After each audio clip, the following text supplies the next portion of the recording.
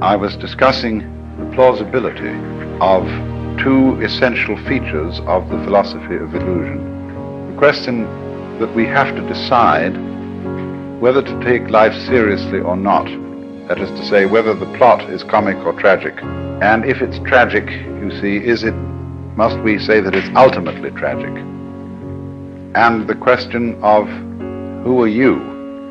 And are we to say that I myself, right down at root, am just a little kind of jerk of some kind that really has nothing to do with this cosmos, but just arises in it and is here on sufferance for a short period, and then absolutely nothing follows, you see? Or the alternative to that is what I really am, the same as the whole thing, that is, the works, the it, or whatever you want to call it, Brahman, God, the Tao, the great void, the Buddha nature, I don't care, the self, anything, any name you want. Whereas that attitude, you can look at it from various points of view in judging it. You can say it's wishful thinking. You can say that it's insufferable pride. But the point of the matter is, as I tried to show, any other way of looking at things is kind of schizoid. It looks at human beings as if they arrived in this world like a bunch of birds on the branches of a barren tree. They just got settled there, you know, they don't belong. The sense of being strangers and pilgrims from another domain altogether. Well, where is this other domain? And how does it relate to this one? Are they separate? Even when we say that two domains are the poles apart, the very fact that they're poles shows that they have a hidden connection. And the hidden connection is the big thing in life. All you junkies know that.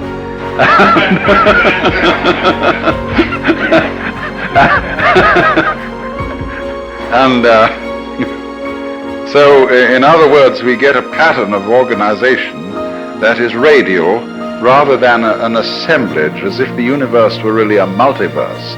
A lot of things that got collected together out of the infinite wastes of space and sort of began to maunder around each other. Whereas the other pattern, which is so much more sensible, is central and radial. And I showed you how the crystals and the stars and the octopuses and even the human beings are all radial structures. Of course, we don't see our radial relationship to the totality of the universe because it isn't obvious. It's obvious that a tree is an arm of the earth reaching up and waving at the sky. And a mountain is another kind of radiation from the earth. And so is a leg from a body, and hair, and things like that. But what makes human beings, as the highest of the mammals, so conscious of being independent is that they are topologically an enclosed surface, you see, which wanders around independently of the ground. What we don't notice is that we are not independent of the ground at all. That wandering around is something that is entirely related to there being some ground. In other words, when you run up a hill, the hill also runs you up it. The hill rises and lifts you as you run, you see? And if you understand that, you don't take a hostile attitude to mountains and hills. You're grateful to them for lifting you up so high in the air, because that's presumably why you went up, that the thing was high. It was lifted up. You wanted to be lifted up. It lifted you up. You had to cooperate, of course. I always like the illustration that I've used before of the thistledown. Thistledown, too, comes moving through the sky. I once was playing with the thing, you know, and just came out of the blue sky and it caught it like that. Pulled it under my nose. And it started to pull to get away. It looks as if it were a butterfly or something. It pulls away when you catch it by the leg. And I thought, oh no, of course, that's not the thistledown, it's the wind. Well, which was it? You know, in a famous debate that was settled by the sixth patriarch of Zen, there were two monks arguing when a flag was flapping in the wind, whether it was the wind or the flag that was moving. And he said, it's neither, it's the mind. And so in a way the same thing was true about the thistledown. The mind is the moving thing, question, because which point of view will you take? Which attitude of mind will you take towards this? Is it the wind moving the thistledown? Or is it the thistledown that is moving itself with the wind? After all, when you see a sailing boat, there's a man in the sailing boat. Who is moving the boat? Is it the wind moving the boat? Or is it the man moving the boat because he was smart enough to put up a sail? Much smarter way of getting around than rowing. You don't have to work. It's intelligence, you see, the mind that moves the boat. And so in the same way, I thought, this thistledown has some kind of intelligence. It's radial, it's organized, it's beautiful. And it's used that to sail itself with the wind, enable itself to pull like a little organism playing with the wind. And so in just the same way, each one of us uses the universe to get around. And the universe uses us to play with and to make games and patterns and to do its stuff. So because we seem to be disconnected and entirely sealed within our skin, that is a very deceptive thing, because the skin is not really the boundary of man. You will notice that in various periods of art, human beings have been shaped in different ways, have been more or less transparent at some times, at other times opaque, and sometimes the emphasis has been on the state of mind which this human being is in. At other times the emphasis is on the bodily conformations and so on. In the work of painters today, one sees images that at first sight one doesn't recognize as being human. There was an exhibition at the Museum of Modern Art in New York some years ago called The New Image of Man. And these things didn't look like human beings at all. Some of them did, but that's because what does a human being look like? That depends on your point of view.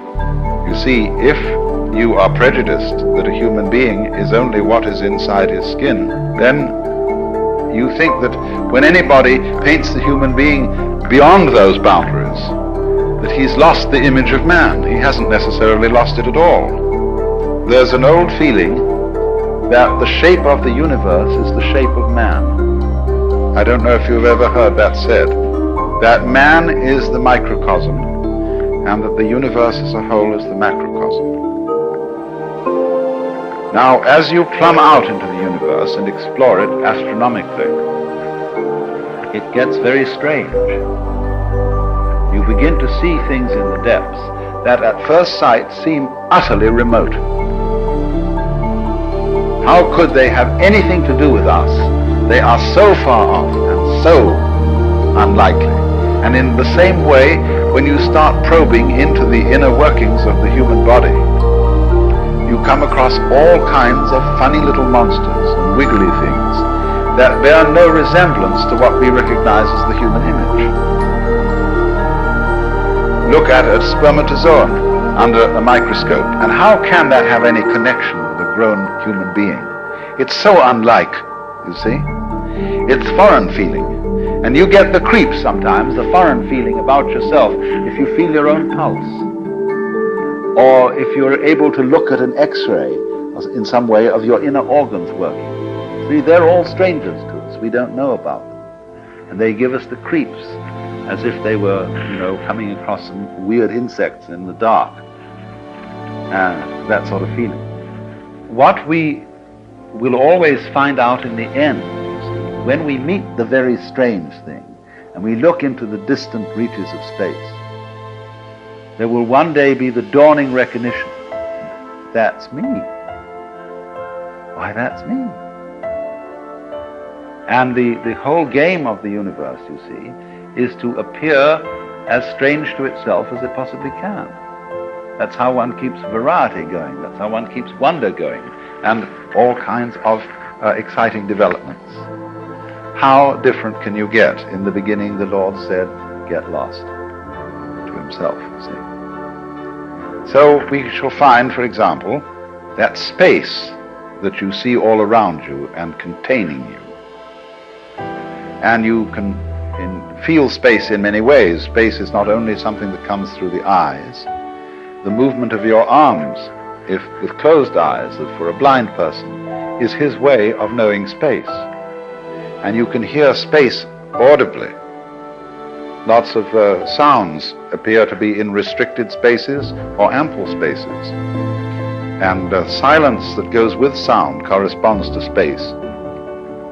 And even St. Thomas Aquinas, that old Catholic theologian, said that good derives its virtue from evil, just as it is the silent pause that gives sweetness to the chant.